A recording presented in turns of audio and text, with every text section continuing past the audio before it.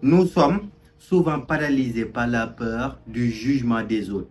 Cela peut nous empêcher de vivre notre rêve, de vivre en adéquation avec ce qui brûle vraiment dans notre cœur. Mais sachez que vous pouvez vous libérer de cette peur en seulement 5 minutes. Dans cette vidéo, je vous donnerai 5 astuces qui vous permettront de gagner plus de confiance en vous-même et de se libérer à jamais de cette peur du regard des autres. Si vous n'avez pas encore visualisé la vidéo précédente, là où je parle des 5 raisons pour lesquelles vous ne devrez plus avoir peur du regard des autres, merci d'aller jeter un coup d'œil. Elle vous permettra de comprendre davantage cette vidéo. Voici le lien qui s'affiche comme ça au-dessus. Astuce 1. Comprendre la source de votre peur. Pour pouvoir se libérer de cette peur du regard des autres, il faut au préalable comprendre d'où elle vient.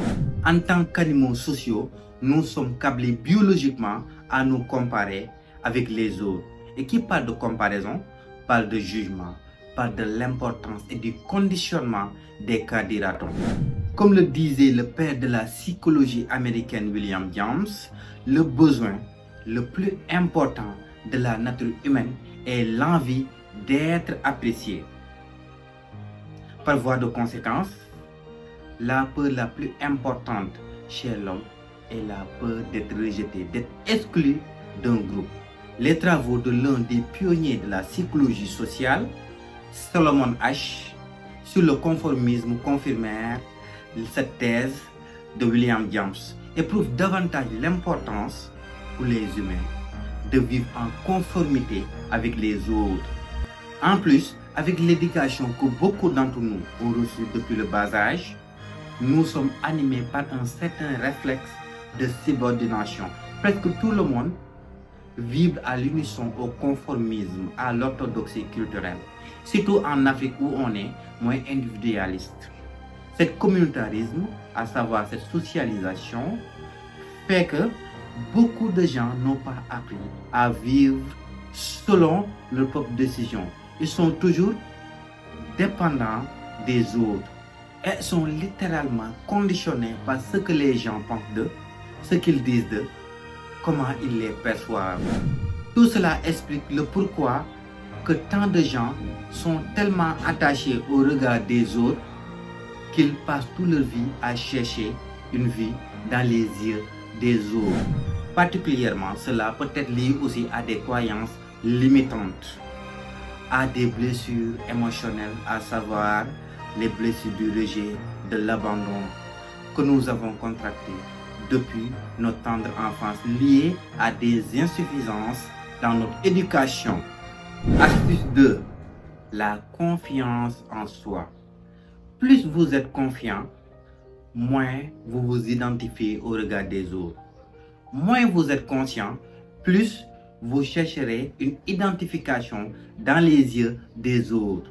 Par conséquent, développer la confiance en soi, c'est plus une nécessité, c'est un impératif pour se libérer afin du regard des autres. Et développer cette confiance passera inévitablement par la connaissance en soi.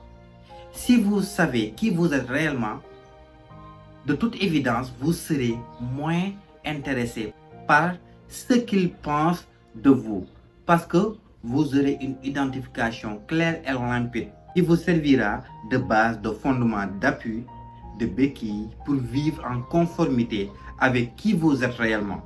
Ainsi, vous n'aurez plus peur d'être critiqué, d'être jugé, d'être rejeté, parce que vous serez centré. Pour ce faire, vous devrez apprendre à vivre dans la solitude.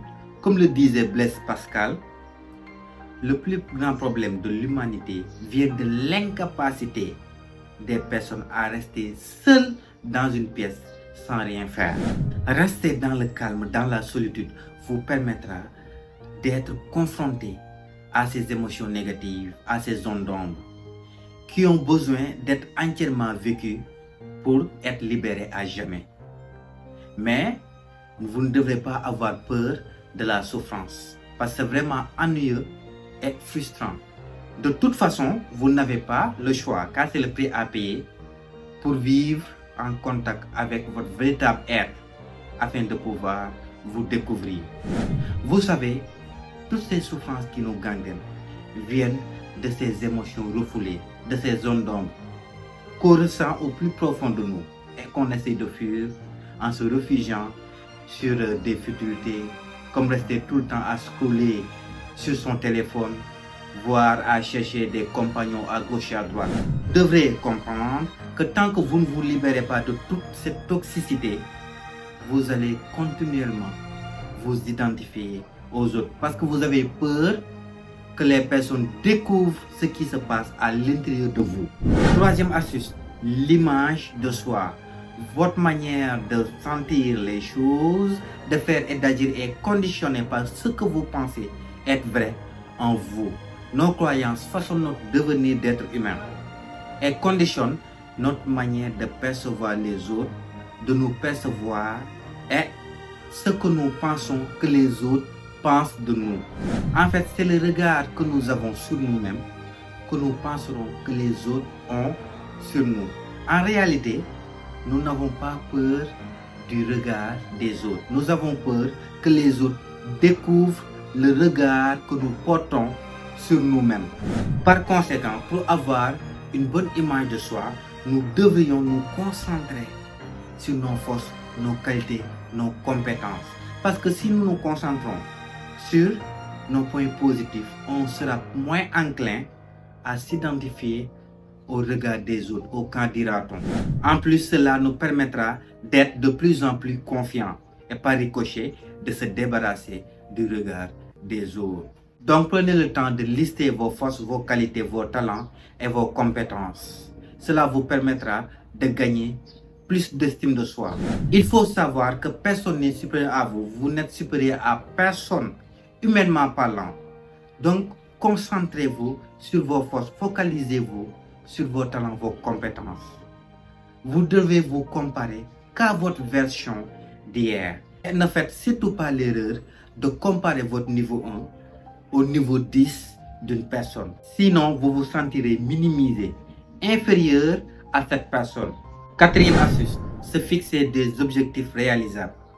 Fixez-vous des objectifs atteignables et célébrez vos petites victoires. Cela vous aidera à renforcer votre confiance propre et à suivre votre propre parcours, plutôt de s'identifier à ce que les autres pensent de vous. Rien ne fait plus réussir que la réussite. Donc si vous prenez le temps de diviser vos objectifs en de petits challenges, de plus en plus vous accomplissez ces challenges, de plus en plus vous gagnez de la confiance. Et ce faisant vous permettra de développer un mental d'acier, de penser que vous en êtes toujours capable. Donc n'allez pas vite en besogne. Ne confondez pas vitesse et précipitation, soyez patient. Ces petits objectifs que vous atteignez vous permettront, grâce à l'effet cumulé, de réaliser tout grand objectif que vous vous fixez. Et si vous vous créez cette habitude à réussir toujours les objectifs que vous vous fixez, ce que pensent les autres, ce qu'ils peuvent dire à votre sujet, comment ils vous perçoivent, sera juste un non-sens. Parce que vous serez convaincu de vos capacités à réaliser tout ce que vous désirez. Cinquième et dernière astuce, apprenez à vivre dans la pleine conscience. Quand vous avez l'habitude de vivre dans la pleine conscience, à savoir dans le moment présent, vous n'allez plus vous identifier à ce que les autres peuvent penser à votre sujet, parce que vous serez axé. Tout ce qui vous importe, tout ce qui vous intéresse sera ce qui se passe ici tout de suite et maintenant. Vous n'allez plus vous identifier à votre ego, à votre mental. Vous serez en contact avec votre véritable être. À ce niveau de conscience, la comparaison, les candidats n'ont pas lieu d'être. La pratique de la pleine conscience coupe les chaînes qui vous maintiennent dans le passé, à savoir les croyances limitantes, les plaies émotionnelles non encore guéries, entre autres. Au moment présent, il n'y a ni peur ni crainte. C'est l'exploration de notre divinité. En appliquant ces astuces simples mais efficaces, vous pourrez gagner davantage plus de confiance et de se libérer à jamais du regard des autres. Soyez convaincus que vous pouvez réaliser tout ce que vous désirez. Tout ce que votre esprit peut concevoir et croire, vous pouvez le réaliser. Je ne saurais pas terminer sans vous laisser avec ces propos inspirants de Steve Jobs qu'il avait prononcés lors de son discours au Stanford en 2006. Votre temps est limité, ne le gâchez pas à vivre la vie de quelqu'un d'autre. Ne vous laissez pas piéger par les dogmes, car c'est vivre dans les résultats de la pensée de quelqu'un d'autre. Ne laissez pas le bruit des opinions des autres noyer votre voix intérieure. Et plus important encore, ayez le courage d'écouter votre cœur et votre intuition, car ils savent déjà d'une certaine façon qui vous voulez vraiment devenir. Tout le reste est secondaire. Ces mots confirment l'idée forte de William James. Au plus profond de notre être, nous savons ce que nous avons à faire, mais étrangement nous en sommes incapables. Nous attendons que le sortilège se dissipe d'un moment à l'autre, mais il perdure, battement après battement, et nous finissons par suivre le courant. En termes simples, au très fond de notre être, notre but nous appelle. Ce n'est pas un appel parfaitement clair et rationnel, mais il demeure néanmoins. De plus en plus, nous sommes centrés, comme nous le conseille Steve Jobs, à vivre en conformité avec notre intuition et notre cœur. De plus en plus, nous suivrons cette voie que nous indique notre sixième sens. Mais pour pouvoir écouter et suivre cette voie intérieure, cet appel qui vient au plus profond de nous, il faut impérativement se débarrasser du regard des autres, se libérer des camps dira-t-on et d'être centré. Allez, je vous donne rendez-vous à la semaine prochaine pour une toute nouvelle vidéo. N'oubliez pas de vous abonner, de cliquer sur la cloche de notification pour ne pas rater les vidéos à venir. Et comme d'habitude, tout se passe ici. Votre esprit et votre pouvoir.